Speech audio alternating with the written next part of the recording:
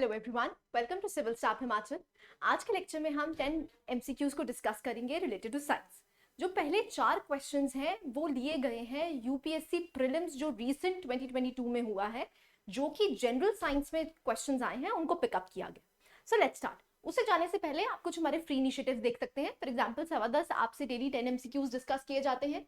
ऐसे ही mains current affairs 2:15, daily current affairs 6:15 और जेओए, आईटी और एसआई एग्जाम से रिलेटेड क्वेश्चंस आपसे 8 PM डिस्कस किए जाते हैं। So let's start. Question number 1 जो है that is taken from UPSC prelims 2022। Let's read the question. Which one of the following statements best describes the B cells and the T cells in the human body? अब देखिए question क्यों frame हुआ है, क्योंकि कोविड-19 news में रहा है और कोविड-19 की वजह से ये वाला जो क्वेश्चन है काफी ज्यादा न्यूज में रहा था। तो आपको अगर माइन्यूट नॉलेज भी है तो भी आप ये क्वेश्चन अटेम्प्ट कर सकते थे। फर्स्ट स्टेटमेंट देखते हैं। They protect the body from the environmental allergens. Second question है they alleviate the body's pain and inflammation. Third statement देखते हैं they act as immunosuppressants in the body. और is it D they protect the body from the disease causing pathogens. अब pathogens क्या होते हैं? That is foreign to your body. So यहाँ पर virus या फिर बैक्टीरिया की बात हो रही। सो यहाँ पर जो बी सेल्स और टी सेल्स हैं वो आपके इम्यून सिस्टम से रिलेटेड हैं। तो यहाँ पर they protect the body from the disease. So यहाँ पर आंसर क्या बन जाता है? That is D. Simple question था। अगर हम डिटेल में जाते हैं बी सेल्स और टी सेल्स करते क्या हैं, तो अगर हम टी सेल्स की बात करते हैं दे किल द इन्फेक्टेड सेल। जो भी इन्फेक्टेड सेल है उसको किल करने में हेल्प करते हैं। ऐसी जो बी सेल्स हैं वो एक्चुअली में क्या करते हैं? They release neutralising antibodies. अब न्यूट्रलाइजिंग एंटीबॉडीज के बारे में बात करी जा रही है। इसका मतलब है जो भी सेल्स अफेक्टेड नहीं है वायरस या फिर बैक्टीरिया से, वो उनको प्रोटेक्ट करते हैं। So B cells and the T cells. Next question पे मूव करते हैं। Question number 2। यहां पर नैनो पार्टिकल्स के बारे में क्वेश्चन पूछा गया है। तो पहला स्टेटमेंट कहता है other than those made by humans nano particles do not exist in nature. Second statement कहता है nano particles of some metallic oxides are used in the manufacture of some cosmetics. Third statement है nanoparticles of some commercial products which enter the environment, they are unsafe for humans. Now correct statement आपको बतानी है। यहां पर क्या है question आप देखिए ध्यान से, नैनो पार्टिकल्स के बारे में है। अब नैनो पार्टिकल्स का मतलब क्या होता है? That is 10⁻⁹। तो नैनो पार्टिकल्स के बारे में अगर आपने रिसेंटली न्यूज में देखा हो तो कॉस्मेटिक्स के फील्ड में ये काफी ज्यादा यूज होते हैं। अब ये जब कॉस्मेटिक्स में यूज होते हैं तो एक्चुअली में क्या होते हैं? They drain out into the rivers and the lakes, जो एक्चुअली में क्या करते हैं? एक्वाटिक एनिमल्स को हर्ट करते हैं। अब बायो मैग्निफिकेशन भी होगी, उससे बायो एक्यूमुलेशन भी होगी। तो जो आपका थर्ड स्टेटमेंट है वो करेक्ट हो जाता है। अगर थर्ड स्टेटमेंट करेक्ट हो जाता है तो आप देख सकते हैं आपका आंसर बी या फिर डी होगा। अगर सेकेंड स्टेटमेंट की बात करते हैं तो कुछ ना कुछ मेटालिक ऑक्साइड्स ऐसे एग्जिस्ट करते होंगे जो कि नैनो पार्टिकल्स में एग्जिस्ट करके क्या करते हैं? They are manufactured in cosmetics. तो सेकेंड स्टेटमेंट इजीली आप पता लग सकते हैं। So second and third statement correct होगा। अब देखिए फर्स्ट स्टेटमेंट करेक्ट क्यों नहीं है? क्योंकि उन्होंने बोला है कि these are human made only. Human made का मतलब क्या है? ये नेचुरली अकर नहीं करते। देखिए अगर हम कोई भी पार्टिकल की बात करते हैं तो ऐसी प्रोबेबिलिटी बहुत कम है कि वो नेचर में एग्जिस्ट नहीं करते। तो यहां पर अगर हमें इंटेलिजेंट गेसिंग करनी भी हो तो फर्स्ट स्टेटमेंट को हम ड्रॉप कर सकते हैं। क्यों? क्योंकि हमें पता है कि कॉस्मेटिक्स की फील्ड में इसको काफी ज्यादा यूज किया जाता है और इसकी वजह से जो प्रॉब्लम है वो क्या है कि एनवायरमेंटली सेफ नहीं है। ठीक है जी। नेक्स्ट क्वेश्चन पे मूव करते हैं। Question number 3। क्वेश्चन नंबर 3 क्या है? डीएनए बार कोडिंग के बारे में बात हो रही है। अगर आपने टाइप्स ऑफ वैक्सीन जो मैंने लेक्चर लिया था अगर वो पढ़ा हो तो आप इजीली इसको जज कर सकते हैं। देखिए डीएनए बार कोडिंग के बारे में बात हो रही है। सपोजिटली आपको बार कोडिंग नहीं भी पता, अगर आपको डीएनए के बारे में भी कुछ नॉलेज है तो आप इस क्वेश्चन को अटेम्प्ट कर सकते हैं। देखिए डीएनए क्या है? डबल हेलिकल स्ट्रक्चर जिसमें जीन्स एग्जिस्ट करते हैं। अगर किसी की डीएनए डी कोडिंग की जाती है तो एक्चुअली में हम क्या कर सकते हैं, उस स्पीशीज के जितने भी कैरेक्टरिस्टिक्स हैं उसको पता कर सकते हैं, राइट। सो यहां पर अब स्टेटमेंट्स पढ़िए। पहला स्टेटमेंट है assess the age of the plant और द एनिमल। अब क्या डीएनए एज पता करने में पता करता है? देखिए, अगर डीएनए की बात करते हैं, वो क्या करता है, इंफॉर्मेशन को स्टोर करके बैठा है। इंफॉर्मेशन में क्या है कि आपकी बॉडी कैसे बनी है, आपको कौन सी डिजीज है, कौन सा ऐसा जीन है जो एक्चुअली में अनडिजायरेबल है, वो सारी चीजें। जैसे कि आपने जेनेटिक इंजीनियरिंग में भी पढ़ा होगा। जेनेटिक इंजीनियरिंग में क्या करते हैं, सपोजेडली ये जो जीन है ये अनडिजायरेबल है, तो हम क्या करते हैं, इसको रिप्लेस कर देते हैं, right. So this is known as genetic engineering. So यहां पर हम क्या करते हैं, हम स्पीशीज को पता लगा सकते हैं या फिर उनमें जो भी कैरेक्टरिस्टिक प्रॉपर्टीज हैं उनको पता कर सकते हैं। तो जो पहली स्टेटमेंट है वो इनकरेक्ट हो जाती है क्योंकि एज से रिलेटेड एज सच हमने डीएनए में नहीं पढ़ा है। सेकेंड स्टेटमेंट देखते हैं, distinguish among species that look alike. अब अगर दो स्पीशीज एग्जिस्ट करती हैं और दोनों सिमिलर दिखती हैं, अब अगर सिमिलर दिखती हैं तो जो डीएनए है वो हर इंडिविजुअल का यूनिक होता है। तो अगर हमें इसका डीएनए पता चल गया तो हम क्या कर सकते हैं, दोनों स्पीशीज को डिस्टिंग्विश कर सकते हैं। So this statement looks correct.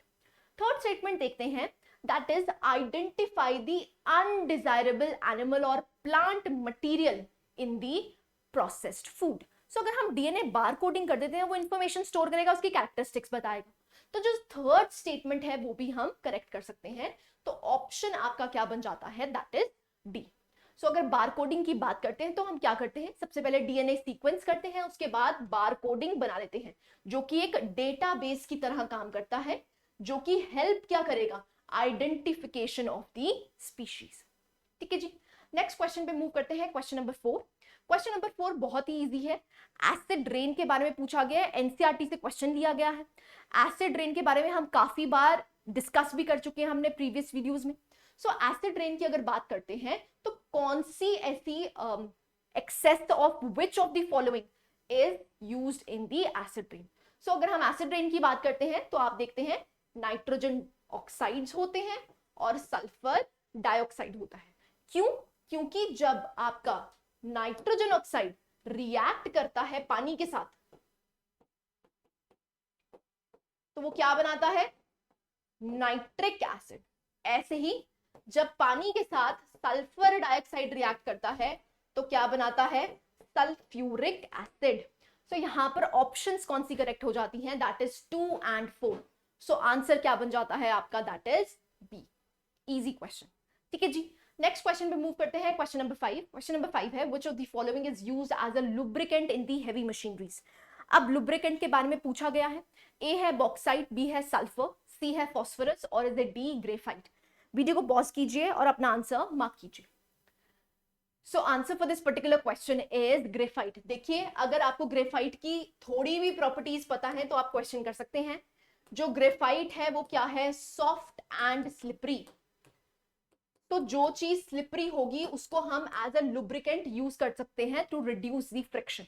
सो यहां पर ऑप्शन क्या बन जाता है, ग्रेफाइट। अब ग्रेफाइट क्या है, it is an allotrope of carbon. ठीक है जी। नेक्स्ट क्वेश्चन पे मूव करते हैं, क्वेश्चन नंबर 6। पूछा गया है, when water is heated from 0 to 10 degree Celsius, the volume of water, A, that is increases gradually, B, decreases gradually, C, first increases then decreases, or is it D, first decreases and then increases। अब देखिए, volume के बारे में पूछा जा रहा है, density के बारे में नहीं पूछा जा रहा है। अगर डेंसिटी का हम फॉर्मूला देखते हैं, that is mass over volume. So अगर डेंसिटी इंक्रीज कर रही है तो वॉल्यूम क्या करेगा, घटेगा। क्यों? क्योंकि ये इनवर्सली प्रोपोर्शनल है, राइट। सो अगर आपको प्रॉपर्टी ऑफ वाटर पता हो तो 4 डिग्री सेल्सियस पे डेंसिटी हाईएस्ट होती है। ठीक है, तो इसको ब्रेक डाउन आप कर सकते हैं, 0 to 4, 4 to 10 डिग्री। ठीक है, सो यहां पर ऑप्शन क्या बन जाती है, first decreases then increases. Again I am reiterating, density के बारे में नहीं पूछा है, वॉल्यूम के बारे में पूछा है। ठीक है जी। नेक्स्ट क्वेश्चन पे मूव करते हैं, क्वेश्चन नंबर 7। क्वेश्चन नंबर 7 कहता है, fire in the diesel engine is produced by, A, that is compression, B, spark plug, C, friction, और is it D, that is self starter? अगर आपने NCERTs read करी हो तो ये छोटी क्लासेस 6th या 7th क्लास की NCERT में दिया गया है। तो डीजल इंजन को अगर आपने फायर प्रोड्यूस करनी है तो वो कैसे करता है, with the use of spark plug. ठीक है जी, नेक्स्ट क्वेश्चन पे मूव करते हैं, क्वेश्चन नंबर 8। क्वेश्चन नंबर 8 कहता है the element of an electric heater is made from which of the following. Again ये वाला क्वेश्चन एनसीईआरटी से लिया गया है। फर्स्ट है nichrome, B copper, C aluminium, और is it D silver. Video को पॉज कीजिए और अपना आंसर मार्क कीजिए। Okay, so answer for this particular question is nichrome. अब देखिए नाइट्रोम क्यों, क्योंकि एक्चुअली में जिसकी रेजिस्टेंस ज्यादा होती है वो हीट भी ज्यादा प्रोड्यूस करेगा। अब रेजिस्टेंस यहां पर अगर देखते हैं तो सबसे ज्यादा नाइट्रोम वायर में होती है, तो इसीलिए जो इलेक्ट्रिक हीटर्स हैं वो किससे बनाए जाते हैं, नाइट्रोम से। इसका मेल्टिंग पॉइंट भी काफी ज्यादा हाई होता है। ठीक है जी, नेक्स्ट क्वेश्चन पे मूव करते हैं, question number 9। Parsec is a unit of A astronomical distance, B pressure, C time, और is a D energy.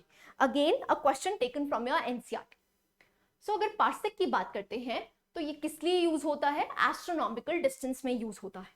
Generally ये जो डिस्टेंस है वो हम एंगल्स में मेजर करते हैं। सो ये जो डिस्टेंस है this is known as 1 parsec. So earth से लेकर कोई भी आपका जो स्टार है, डिस्टेंट स्टार है, अगर उसको नापना है तो हम किस में करते हैं, पार्सेक्स में। ठीक है, नेक्स्ट क्वेश्चन पे मूव करते हैं, question number 10, last question for the day. The period of revolution around the sun is maximum for which planet? अब जो planets दिए गए हैं उसी में से पूछा गया है कि मैक्सिमम रेवोल्यूशन आपको किस में दिखाई देगी, ए मरकरी, बी वीनस, सी अर्थ, और is it D Mars. Video को पॉज कीजिए और अपना आंसर मार्क कीजिए। Okay, answer for this particular question is Mars. अब देखिए सिंपल सी बात है, ये सन है, सन के अराउंड प्लैनेट्स घूम रहे हैं, जो जितना दूर होता जाएगा उतना उसका रेवोल्यूशन बढ़ता जाएगा। रेवोल्यूशन का मतलब क्या होता है, सन के अराउंड घूमना। सो यहां पर जो जितना पास होगा उसका जो रेवोल्यूशन का पीरियड है वो कम होगा। सो अगर हम मरकरी, वीनस, अर्थ और मार्स में से देखते हैं तो इन चारों में से मैक्सिमम रेवोल्यूशन किसका होगा, that is Mars. Right, so this was all about the 10 questions. These are some of the free initiatives and paid initiatives, आप देख सकते हैं। So this was all. Thank you.